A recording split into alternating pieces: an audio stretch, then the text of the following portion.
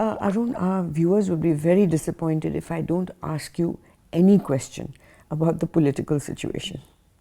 So, we are now at I think at a cusp where the economy is a big issue, and you are an economist. What direction do you see India going in terms of the economy particularly? Because there is huge concern about unemployment. Unemployment, of course, there is absolutely a great concern, and the reason for that is that the government has not been able has not adopted the policies that were required to spur private investment. Investment is just not taking place.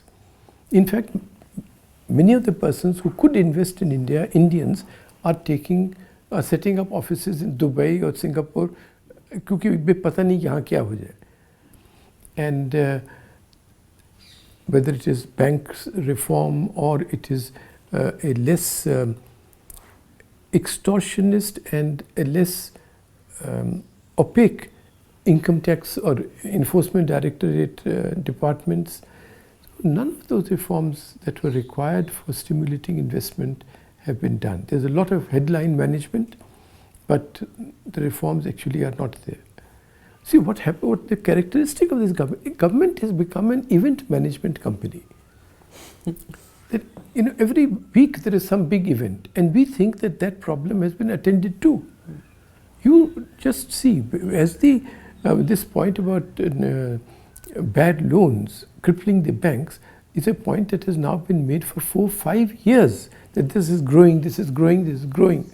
I personally made it to the Prime Minister in 2013, and what steps can be taken. Sages of the banking system like Mr. Vaghul have been alerting everybody to it.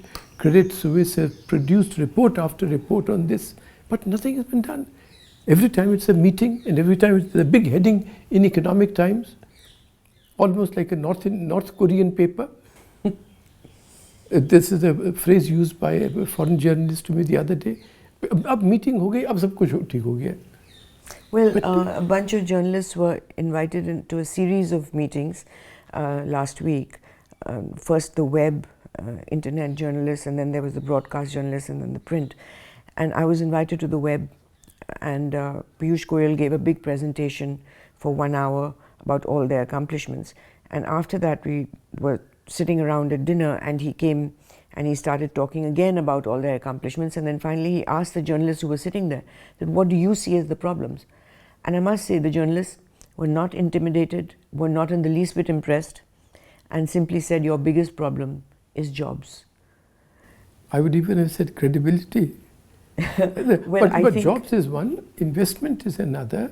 And then we got a story like a bit of a Kalavati story, that one woman went and bought one sewing machine, and she rented it out to 3 other women, and with time sharing it on hours, they were using the machine round the clock and they made money. Then they bought another machine. I mean, it is a bit of a fantasy, because young men and women who come from poor families, who have borrowed and begged to get their tuition paid for their education, they don't have capital to start any kind of business. They need jobs. And this whole, actually the new mantra is, we can't provide jobs, you should do entrepreneurship. So on that also there will be a celebration, there will be an event, and a scheme is launched, and 10,000 crores are allotted to it. And the propaganda surrounding it is as if those 10,000 crores have actually been spent, in this case, in setting up Dalits as entrepreneurs. And I think Indian Express or Business Standard did a story just 2-3 weeks ago. Do you know how many Dalit entrepreneurs have been helped to start up businesses? 4. And out of those 10,000 crores, probably 1 or 2 crores have been spent. मगर अगर आप पूछें तो कहें कि मैंने 10,000 crore allot कर दिए. But you will miss the allotment for thinking कि मैंने disperse कर दिए. So the scale of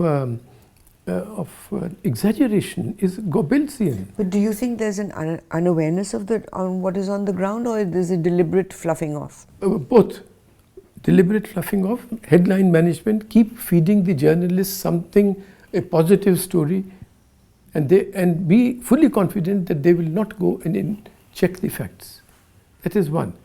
And the second thing is that yes, they are living in a very small echo chamber, and they have become deaf, without a doubt. And they are not seeing the real distress in small enterprises, in medium-scale enterprises, in construction sector. And the indices just don't add up to this 7.5% growth. पता नहीं कहाँ से हो रही है?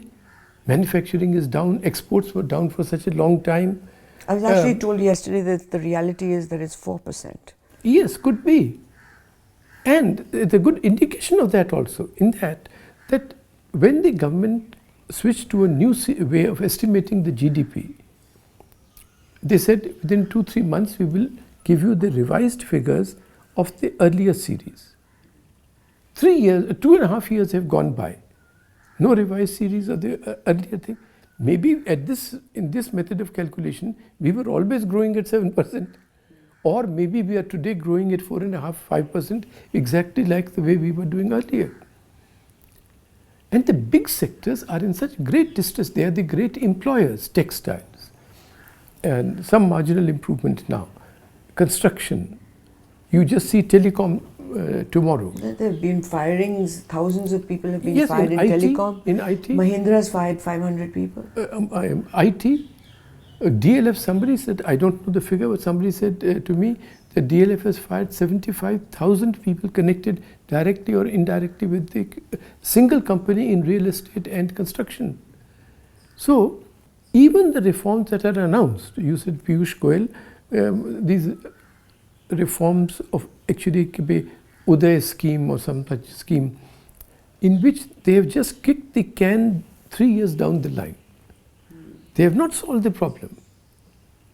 And it is, maybe people can be, see, these people think all the people, no, it is said that you can't fool all the people all the time. But these people know that it is not necessary.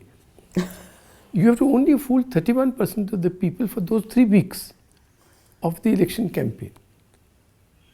And that's what they are banking on. It's tragic. That's the reality today. What do you think of what is happening in journalism today? I mean, the kind of traditional questioning, the traditional way of asking for evidence for any press releases that are given out. Journalism's position, as it has been over the years, has always been of trying to get to the facts more than what the government is trying to put on us. What do you think of what you see that is happening on television channels as well as in print? Actually, I absolutely stopped watching television. It's just, it's foolishness to waste time on that. There's no facts. It's very few programs like Srinivasan Jain's program. Hype. Truth versus Hype. Truth versus Hype. There are very few such programs which actually examine a claim. Otherwise, we're just swallowing and vomiting. That's what journalism has become. Or just shouting at each other. Shouting at each other as far as television is concerned. And in the print media, actually it is just government or now company handouts. So this is certainly not worth reading. I might as well read Pravda or Global Times for China. At least important to know what the Chinese want us to think. It is really, it's a great dereliction of duty. And one of the reasons why this has happened, this is something many of us may not have anticipated, that very large business houses have now entered, they have bought up shares and so on in newspapers and in television channels. और उनकी पहुंच इतनी जगह पर दबाई जा सकती है that they have imposed a sort of self-censorship, yes, unwritten self-censorship onto the journalists. And that will cost everybody, and that adds to a the echo chamber now becomes to income. Well, only one story is being told. And in a country like ours, how can only one story be told even on one particular issue? You have to have diverse views or diverse facts even. But there's always one version and that's it. That's because the journalists are not doing their homework. It's just easy to go to a press conference and type up what the fellow says. And you don't even go back to what he said last week. So that lack of work, in fact, and fear that this is a vindictive government, therefore if we talk the truth, we'll be in trouble. The fear of the owners, the fear actually of the journalists, which is the surprising thing and to Arun, me. we are being watched. You know, they have these 3 institutes, the National Media Analytics, there's another one, they almost housing 200 to 300 people in each institute. And in that, every journalist reports or writing is labeled neutral, positive or negative. And then it goes into software which then tells them how many times, say, that journalist has been positive, how many times they've been negative, and how many times they've been neutral.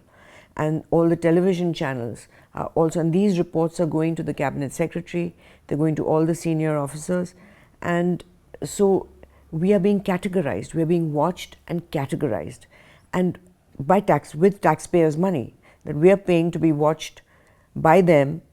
For what purpose? Why should they know whether I'm positive or negative or neutral? No, because we what must, business is it of theirs? well, because that's the first step. Don't think they will stop at watching. They are building up. Kisko theek karna hai? And that is why there's a fear psychosis. There's a fear, right. and a genuine fear, because and therefore the only answer can be to defy the fear. Courage doesn't mean being forthright when things are all right. When you are certain there won't be reprisals. Courage and duty, performance of duty of our profession, means precisely that you will keep telling the truth in spite of the fact that you know they are watching. it's very difficult, Arun, for young men who are trying to put bread on the table, get their kids to school, and it's very difficult because you're just trying to survive, and you know that if you do anything where the boss tells you can't write about this story, they kill stories. It's a real big dilemma for journalists. Yes, it's a big because no difficulty. The owners and the editors who are catering to the owners set out a line, and I look at these, and the journalists who have walked out under these circumstances, they disappear. Nobody knows where they went. That's right. There will now be a large enough posse of journalists who would have had to leave this profession, and therefore, I believe that alternate means of communication, like you are doing, without a channel, are the future.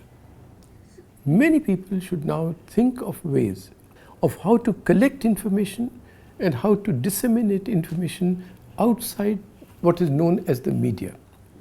And I mean by dissemination also, because it will be so easy for them tomorrow just to switch off a channel or switch off a newspaper.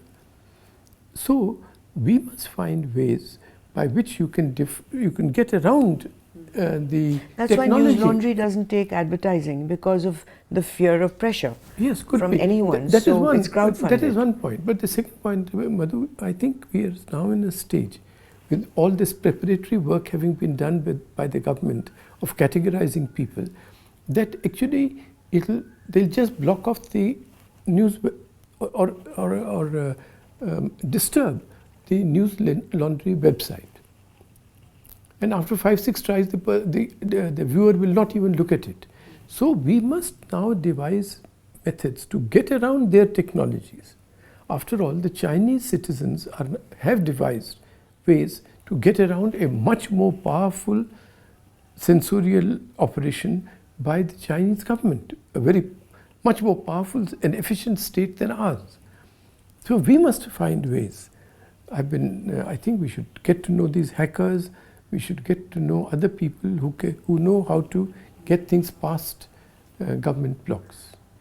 Because that is, you can be sure that within a few years, it will be almost impossible to get the facts out, or to get facts and to get them out and put them out through conventional propaganda ways. has overwhelmed Propaganda, us. fear, technology, blocking technology, all How that. would you compare it to the time during Mrs. Gandhi's emergency? See, there's Only in journalism, not on the other things. Well, yes and no. I think in journalism, she tried to make an example of the Indian Express by taking it over. She's very obvious about it. This is very subtle. This is very subtle, that is one point. But the second difficult, I think there's a very big difference. People keep saying, oh, it's the emergency type of situation. No, because Mrs. Gandhi had a set of very strong civil servants around her. This is a wonderful essay by Jairam Ramesh on, it's called Mr. P.N. Huxar and the Making of Indira Gandhi. Huxar, Mr. B.K. Nehru, Mr. L.K. Jha, Mr. Dharamvira, all these persons at that time were men of substance. And Mrs. Gandhi did not throw them away. She would listen to them. Today, you just don't have that. The erosion which is so obvious of persons in political life, which we see every day. But the same sort of erosion has taken place in the caliber of the civil service, and I'm afraid in the caliber of judges.